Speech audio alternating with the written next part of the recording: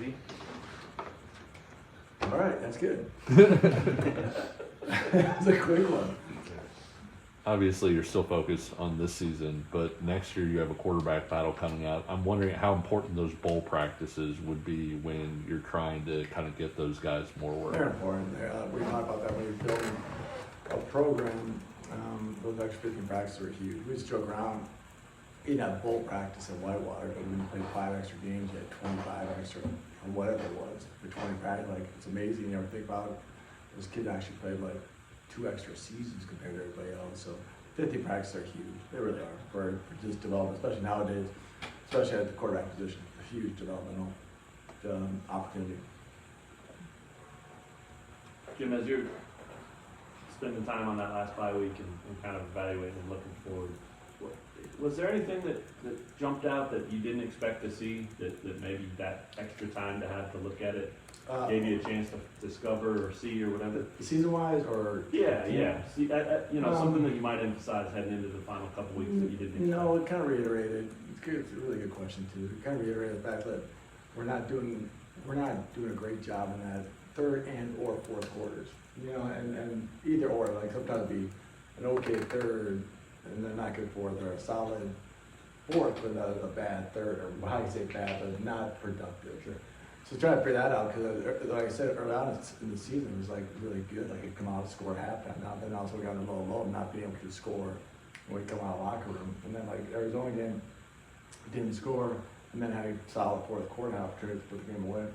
So that's kind of like the thing, just to reflect on, okay, what is there something being called? Like, because there's so many different ways to look at, like, am I calling things differently than I should be? And obviously, I was with myself first going, am I doing this, or am I doing that? So that's kind of the time I reflect on that a lot, just trying to figure out those, how do we keep momentum going? Mm-hmm. So we had some really good end to halftime. Yeah, Oklahoma State was great. But then after that, we went back to had a little lull, and then bounced back in the fourth quarter. So just trying to figure that thing out. It's kind of like, that's about I reflected on. So nothing, anything like earth shattering, like, oh my gosh, we're not doing this. That's kind of like, okay, why? Trying to keep the momentum going. Mm-hmm.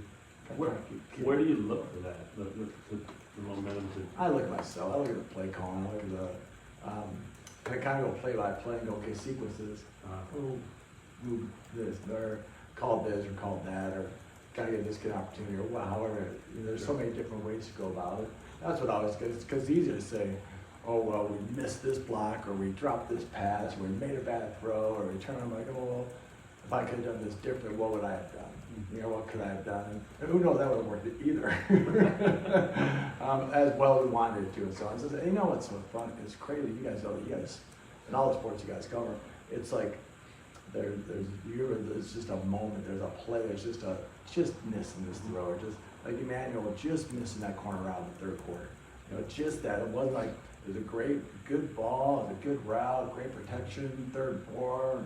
So it's just like that, gosh, he's got to finish that in one moment and be on our side. Sure. Are there non-X's and O's parts of that momentum that you're seeking or talking about? Potentially. Yeah. Potentially. You look for that much? Or yeah, you hope. I think that's what we do really good job practice-wise.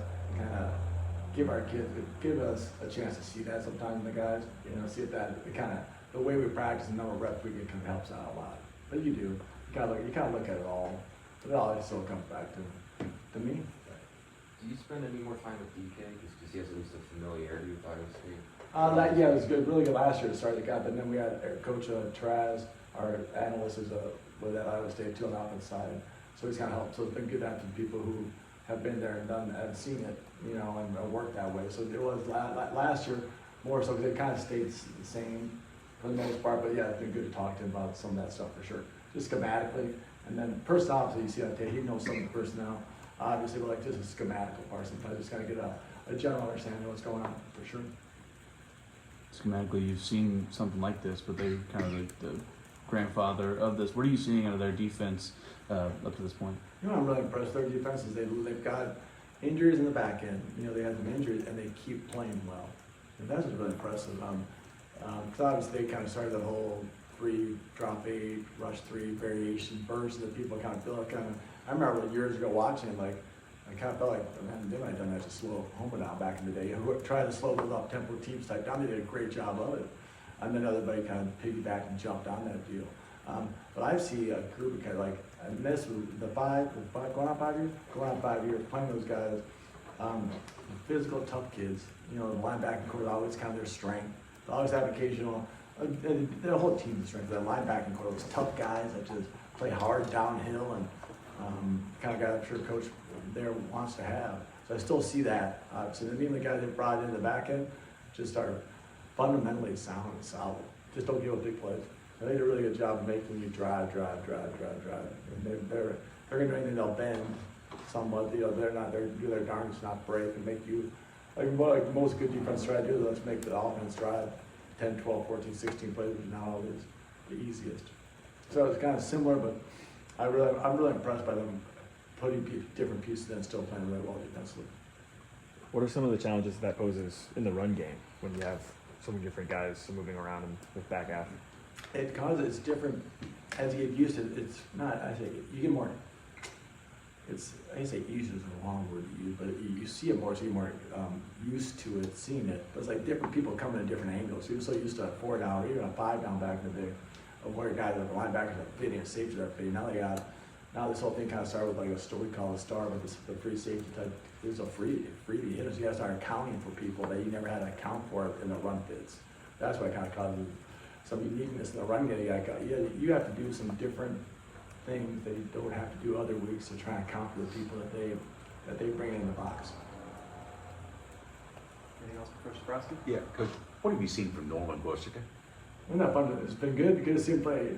Some tight end out there a little bit, but I've seen a kind of a, how do you say it? He's upbeat, excited. Obviously, he's playing more. But the physicality has been good. Being able to get the edge a little bit has been really good to help out. So I've seen a really positive, upbeat, like kind of an added energy into the offense for in the run game for a little bit. That's what I've seen. And he's a great young man when you talk to him anyways. But kind of that physicality kind of helped us kind of get the edge and do something we haven't been able to do for the run game. So it's been a real big help, especially with us getting thinner at that position. And then Lance yesterday alluded to that maybe hoping the running backs are healthy or feeling better about that? Or Yeah. Well, every day you kind of it's so funny because it happened so many times at quarterback, of course, the last couple of years, right? You're like, and I always tell the guys the same thing, like, oh, when I show up in the morning, see if Trek gives a thumbs up or thumbs down, let's roll with it. But the good thing has happened, I say this all the time, is I'm so thankful the way we practice to be able to give guys reps. So if something does happen, they know what they're doing. It's not like it's not a huge, oh my God, drop off in terms of the mental part of it. It's like they can jump into play. But yeah, I'm hoping every day that I just keep seeing the guys that we need to see out there, or want to see out there. But they are doing well. They are doing well. And they'll we'll see coming tomorrow, the next day. But I'm excited to hopefully get them all. It's always good when they're all back. They're full power for sure in that position. How are Nolan's hands, and is he banging on Throwing the ball? That's one thing, because every once in a while I get to look like, Coach, maybe an 80s number? Maybe, not that you don't need it, but maybe I'm like, let's go 80, one step at a time. Let's go one step at a time. Hold up that box, but no, he does. He actually does have good hands. He'll say he has great hands. He's solid. He's solid. We could, when he needed to throw it. He'd catch it. I'm pretty sure he'd catch it. All right. Thanks, everyone. Thanks, guys. Have a great day. Thank you.